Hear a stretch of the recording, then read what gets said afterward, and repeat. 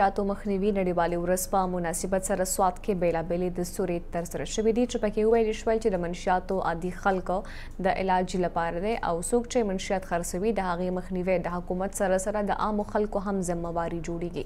مشرق ټي وي نماینده نیاز احمد خان رپورټ. سوات کې د منشیاتو مخنیوي نړیوالې ورځ په مناسبت سره رحیم آباد کې یو لوی دستور وشوه چې پکې ویناوال وویل منشیات استعمالونکي نه صرف خپل ژوند تباه کوي ورسره د هغه ټوله کورمه د مشکلاتو سره مخ وي. دوی ویل چې منشیات استعمالونکي په معاشره لوی بوج وي. دې لپاره موږ لګیایو چې زمونږ په ملک کې زمونږ په سوات کې خاص کر په سوات کې زمونږ د نشه ختم شي. نن د بدقسمتۍ د وجې نه زمونږ نشه یونیورسټیانو ته ورسېده، کالجونو ته ورسېده، زمونږ هسپتالونو ته ورسېده، داسې یو ځای هم نشته چې د هغې نه خلاص دی.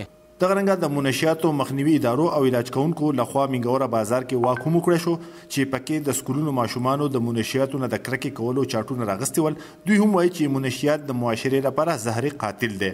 مور پلار ته مې دا ریکویسټ دی، دا میسیج دی چې پلیز د خپل بچو د مخې دا دغه مه کوئ، که نشئ ختمولی کم از کم د خپل اولاد د مخې دا مه کوئ، ځکه چې ستاسو د اولاد چې دی دا ستاسو نه متاثره کېږي، دا ستاسو د وجې دی نشو ته راوړي. د دې ډرګس مار دي چې دا مکمل یوازې سوات نه نو د KPK نه نو مکمل پاکستان نه بلکې مکمل عالمی دنیا نه به دا موږ انشاءالله ختمو.